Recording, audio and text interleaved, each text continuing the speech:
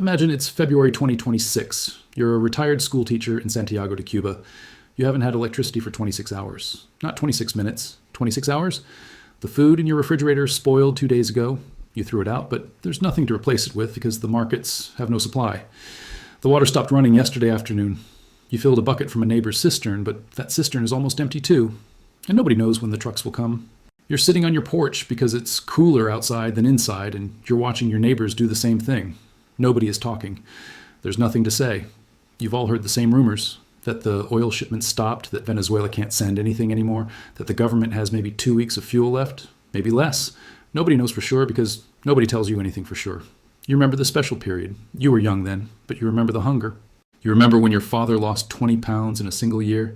You remember when the buses stopped running and people walked for hours to get to work. You thought that could never happen again. You thought the worst was behind you. You were wrong. What you're living through is the terminal phase of an energy dependency that was always going to end this way. Cuba has, at this moment, between 15 and 20 days of crude oil reserves remaining. When those reserves reach zero, the collapse will not be gradual. It will be systemic. Electricity, water, transportation, hospitals, food distribution, all of it fails together, not sequentially, simultaneously. This isn't speculation. This is the arithmetic of a supply chain that no longer exists. And to understand why it no longer exists, you need to understand what happened on January 3rd, 2026. On the morning of January 3rd, 2026, United States Special Operations Forces conducted a targeted operation in Caracas, Venezuela. By noon, Nicolas Maduro was in American custody. By evening, the Maduro government had effectively ceased to exist. The details of the operation remain classified. What is not classified is the aftermath. Within 72 hours, Cuban military and intelligence personnel embedded throughout Venezuela's security apparatus were dead, captured, or in flight. These were not ordinary advisors. For over 2 decades, Cuban operatives had served as the backbone of Venezuela's internal security, training secret police, running surveillance networks, coordinating the suppression of political opposition. They were Maduro's eyes and ears. They were his insurance policy against a coup. And when American forces arrived, they became targets. The strategic relationship between Havana and Caracas, built over 25 years, collapsed in less than a week. And with it went Cuba's oil supply. This isn't about politics. This isn't about whether the operation was justified or wise. This is about what happens to a nation when the single external source sustaining its entire energy grid disappears overnight. Let's autopsy the system. To understand why Cuba is now facing a 15-day countdown, you must first understand the architecture of the Venezuela-Cuba relationship. In the early 2000s, Hugo Chavez and Fidel Castro formalized one of the most unusual bilateral arrangements in modern geopolitical history. Venezuela would supply Cuba with oil at its peak, over 100,000 barrels per day, though by 2025 this had declined to approximately 46,500 barrels daily. In exchange, Cuba would supply Venezuela with something far more valuable than doctors and teachers, though those were part of the package. Cuba supplied regime survival. Cuban intelligence operatives embedded themselves at every level of Venezuelan state security. They trained the SEBIN, Venezuela's intelligence service. They advised the colectivos, the armed civilian groups that enforced government control in urban neighborhoods. They ran counterintelligence operations against opposition figures. They provided the expertise in authoritarian governance that the Chavez and Maduro governments lacked domestically. This was not charity. This was a transaction. Oil for protection, fuel for survival. And for a quarter century, it worked. Venezuela's oil kept Cuba's power plants running. It kept the buses moving. It kept the hospitals lit. And critically, Cuba resold a portion of that oil on the international market for hard currency that funded food imports, medicine purchases, and the foreign exchange needs of a government with almost no export economy. The arrangement was elegant in its dependency. Cuba needed Venezuela's oil to survive.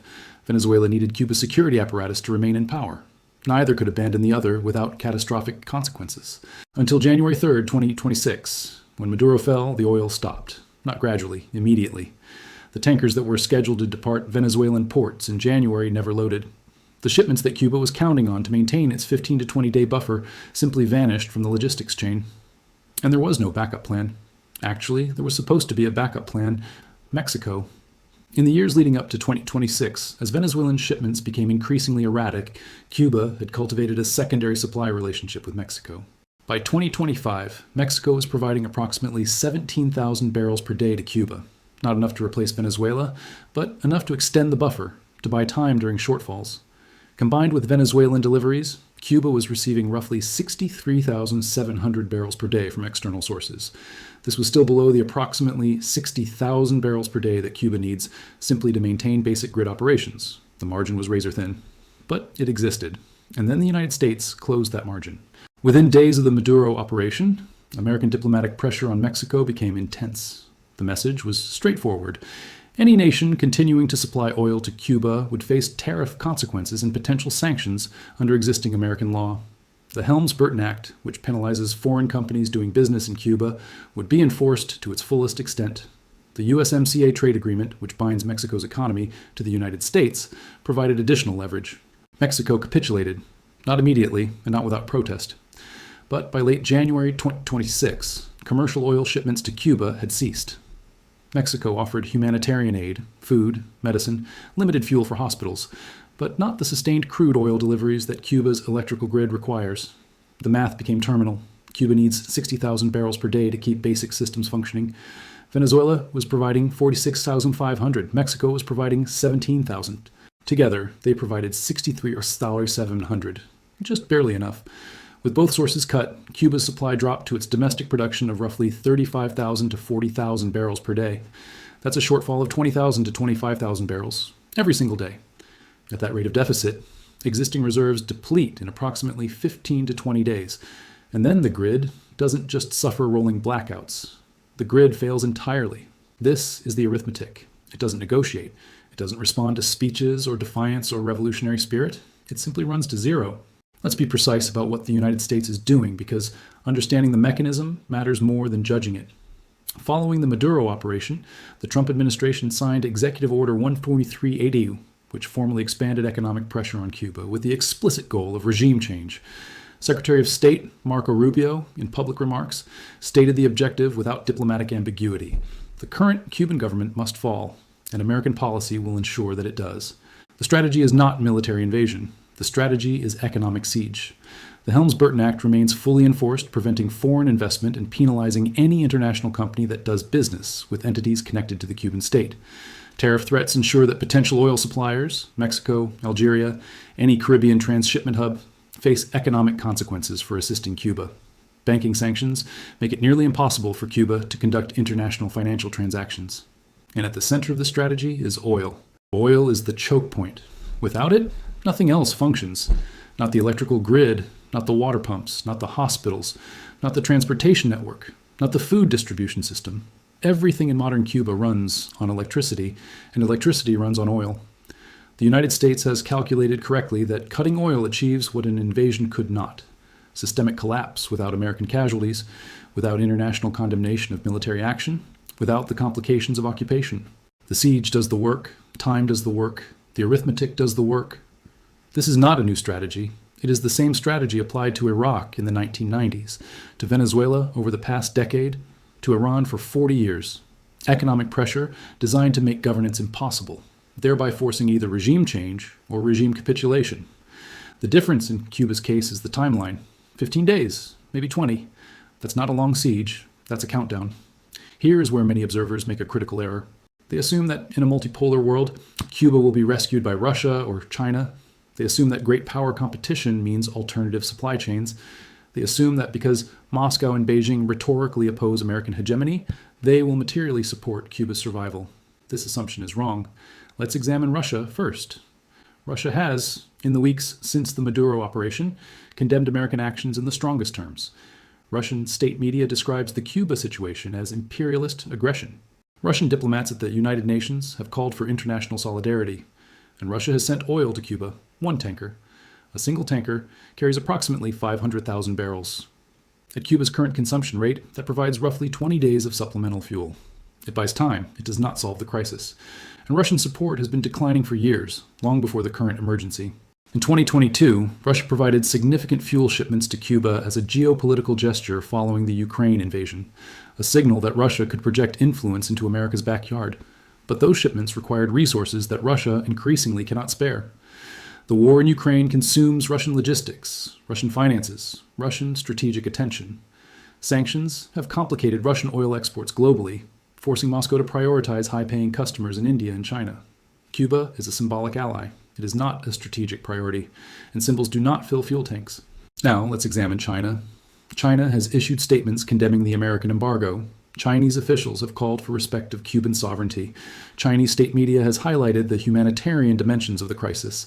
China has not sent oil, not one tanker, not one barrel. This is the reality of multipolarity that theorists often miss. Multipolar competition means rhetorical opposition to American power. It does not mean material sacrifice for minor allies. China trades hundreds of billions of dollars annually with the United States. It holds over $800 billion in American Treasury securities. It depends on American consumer markets for its export economy. China will not risk that relationship for Cuba. The statements continue, the solidarity is expressed, but the tankers do not sail. And so Cuba waits 15 days, maybe 20, hoping that rhetoric transforms into rescue, hoping that multipolarity means something beyond speeches. It doesn't. Let's return to the ground level, because systems analysis must always connect to human reality. As of February 2026, Cuba is experiencing conditions that exceed even the worst years of the special period. Blackouts are no longer measured in hours per day. They are measured in continuous stretches. 26 hours without power is now common. In some provinces, the grid operates for only 4 or 5 hours out of every 24. The electricity deficit has reached 75% of demand in peak periods. This means that even when power is available, it is rationed so severely that normal life becomes impossible.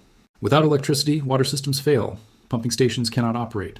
Apartment buildings above the second floor have no water pressure. Cisterns run dry. People collect rainwater. They walk to rivers. They wait in lines for government water trucks that may or may not arrive. Food prices have exceeded 10 times the average monthly salary. A pound of rice, when available, costs more than a day's wages. The peso has lost 88% of its value against the dollar since 2020, and the collapse has accelerated in recent weeks. Anyone with dollars can survive. Anyone without dollars cannot. Hospitals lack medicine. They lack functioning equipment. They lack reliable power for diagnostics and surgery. Doctors report performing procedures by flashlight. Disease outbreaks that would be routine to manage in functioning systems, dengue fever, cholera, respiratory infections, become deadly when there is no power for ventilators, no refrigeration for vaccines, no water for sanitation. Public transportation has effectively ceased. Buses require diesel. There is no diesel. People walk. They hitchhike. They don't travel at all. The economy, already hollowed by decades of dysfunction, grinds to a complete halt. This is what systemic collapse looks like. Not a single dramatic event. A cascade of failures, each one triggering others until the entire structure of modern life becomes impossible. The current emergency is acute, but the underlying disease is chronic. Cuba's economy was hollowed out long before January 2026. Understanding the pre-existing fragility helps explain why the system cannot absorb the current shock. Sugar production, once the backbone of the Cuban economy, has collapsed to 165,000 tons annually. In the 1980s, Cuba produced over 8 million tons per year. The sugar industry employed hundreds of thousands of workers. It generated the foreign exchange that funded imports. Today, it barely exists. Mills have closed. Fields lie fallow. The infrastructure has degraded beyond economic repair. Real wages have declined 96% since 2015. Not nominal wages, real purchasing power.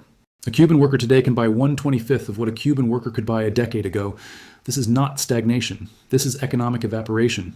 Tourism, the industry that was supposed to replace sugar, has fallen 72% from its peak. COVID-19 devastated Cuban tourism. It never recovered. American travel restrictions tightened. European visitors declined. The hotels that were built in the boom years now operate at a fraction of capacity, consuming resources without generating returns. Agriculture has regressed technologically. Tractors require fuel and spare parts that Cuba cannot obtain. Farmers have returned to oxen. Draft animals now plow fields that machines plowed a decade ago. Yields have collapsed accordingly. This is the context. Cuba entered the current oil crisis already broken. The Venezuelan arrangement was not sustaining prosperity. It was preventing total collapse. It was the difference between poverty and starvation, between dysfunction and death. And now that arrangement is gone. Every analysis of Cuba's crisis eventually arrives at the same question: will the regime survive? Let's examine this without ideology. President Miguel Díaz-Canel maintains defiant rhetoric. Speeches invoke revolutionary principles, resistance to imperialism, the historic resilience of the Cuban people. The messaging is consistent with 65 years of Cuban political communication. The security apparatus remains intact. The Ministry of the Interior controls the police. The Revolutionary Armed Forces maintain order. The surveillance systems built over decades continue to function, though electricity shortages complicate their operation. Dissent is monitored, opposition is suppressed. The mechanisms of authoritarian control have not collapsed, but control requires resources. Soldiers require food, police require fuel for vehicles, informants require payment. Loyalty requires, at minimum, the perception that the state can provide something in return. The military has been downsized repeatedly over the past decade due to budget constraints. Resources are scarce. Equipment is aging, and critically, the elite unity that has characterized Cuban governance for decades is under pressure. In previous crises, the Cuban leadership presented a unified front. There were no public defections, no visible splits, no generals breaking ranks. That unity persisted because the leadership believed the system would survive, because there were external patrons to provide resources, because the cost of defection exceeded the cost of loyalty. All three conditions are now in question. If regime insiders conclude that the system cannot survive, if they calculate that their personal interests are better served by negotiating with Washington than by going down with a ship, then the internal dynamics shift, not publicly, not immediately, but the calculations change. This is how authoritarian systems fracture, not through popular uprising, which can be suppressed, through elite defection, which cannot be controlled once it begins. The question is whether that threshold has been reached. At this point, there are 5 plausible outcomes for Cuba. None of them are pleasant. All of them are documented possibilities based on historical precedent. The first scenario is Special Period 2.0. The regime survives through pure repression. The population suffers, hunger, disease, deprivation, but the security apparatus maintains control. People die, but they die quietly. There is no organized resistance because there is no energy for resistance. Cuba becomes a permanent humanitarian catastrophe, isolated and controlled, waiting for circumstances to change. This is the North Korean model. The second scenario is managed survival. Limited foreign aid from Mexico, from European nations, from international organizations provides just enough to prevent mass death. Humanitarian shipments keep hospitals minimally functional. Food aid prevents outright famine. Cuba survives at a subsistence level, neither collapsing nor recovering, trapped in permanent emergency. This is the model of Gaza or Yemen, not viable, but not dead. The third scenario is internal fracture. Elite divisions that currently remain hidden become visible. A faction within the military or the party concludes that negotiation is preferable to collapse. A coup, a negotiated transition, a managed handover of power occurs without external invasion.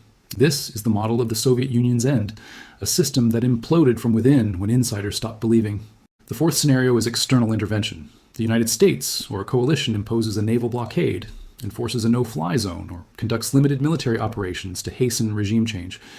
This is the highest risk scenario, inviting potential Russian or Chinese countermeasures, international condemnation, and the complications of occupation. It is also the scenario that certain factions in Washington openly advocate. The fifth scenario is unexpected stabilization. A foreign power, China reversing its position, Russia committing significant resources, an unexpected diplomatic breakthrough, provides Cuba with the oil it needs to survive the immediate crisis. This is the least likely scenario given current alignments, but it cannot be entirely excluded. None of these scenarios are certain. All of them are possible. And the outcome will likely be determined not by strategy papers in Washington or Havana, but by the behavior of the next 2 or 3 oil tankers, whether they sail, where they come from, and whether they arrive in time. Every systemic failure teaches something. Cuba's teaches this. Economic systems built on external subsidies collapse when the patron disappears. This is not a new lesson. It is the lesson of Cuba after the Soviet Union. It is the lesson of Venezuela after oil prices fell. It is the lesson of every client state that traded sovereignty for sustenance and discovered, too late, that the arrangement was never permanent. Cuba spent 25 years depending on Venezuela. Before that, it spent 30 years depending on the Soviet Union. In both cases, the dependency was total. Energy, food, medicine, foreign exchange, all of it flowed from outside. And in both cases, when the patron fell, Cuba fell with it. The multipolar world that theorists celebrate does not change this dynamic. Multipolarity provides rhetorical alternatives. It provides diplomatic cover. It provides speeches at the United Nations. It does not provide the 60,000 barrels of oil per day that Cuba needs to survive. Russia and China are not patrons in the way the Soviet Union was a patron. They are transactional powers with their own priorities. They will not sacrifice significant resources for a small island that offers little strategic return. Cuba is learning what many nations will eventually learn. In a world of great power competition, small states are not protected by having multiple options. They are abandoned when none of those options see profit in protection. Let's return to the numbers because the numbers are the verdict. Cuba has 11 million people. These are not statistics. These are 11 million individual human beings. Children, elderly, sick, healthy, hopeful, despairing. who depend on systems that are now failing. Without electricity, water purification fails. Waterborne diseases spread. Children under 5 and adults over 65 die from illnesses that would be trivial to treat in functioning systems. Without fuel, food cannot be transported from farms to cities. Even if crops are grown, they rot in the fields. Even if livestock exists, it cannot be moved to slaughter. The distribution system that modernity depends on simply stops. Without medicine and functioning hospitals, chronic conditions become death sentences. Diabetics die for lack of insulin. Dialysis patients die when machines cannot operate. Surgical patients die when operations cannot be performed. The estimates vary, but epidemiologists studying similar situations suggest that a full grid collapse in Cuba could result in excess mortality in the tens of thousands within months. This is not speculation. This is projection based on comparable crises. Puerto Rico after Hurricane Maria, Venezuela during its blackout emergencies, Iraq during the sanction years. Oil has no ideology. It does not care about the justice of the American embargo or the legitimacy of the Cuban government. It simply flows or does not flow. And when it does not flow, people die. This is the human mathematics of Cuba's 15-day window. Every autopsy identifies a constraint, the binding limitation that made the outcome inevitable. Cuba's constraint is dependency itself. The island never developed domestic energy alternatives because Venezuelan oil was cheap and guaranteed. It never diversified its export economy because Venezuelan subsidies made diversification unnecessary. It never built strategic reserves because the tankers always came. And now the dependency is the trap. There is no domestic oil production sufficient to run the grid. There is no renewable infrastructure worth mentioning. There is no foreign exchange to purchase oil on the open market. There is no political pathway to lifting American sanctions quickly enough to matter. At this point, Cuba's options are 1. Obtain emergency oil from a foreign power willing to defy the United States. This requires finding such a power and convincing it to act within days, not weeks. 2. Accept regime change in exchange for sanctions, relief, and American assistance. This requires the current leadership to surrender power, which they show no indication of doing. 3.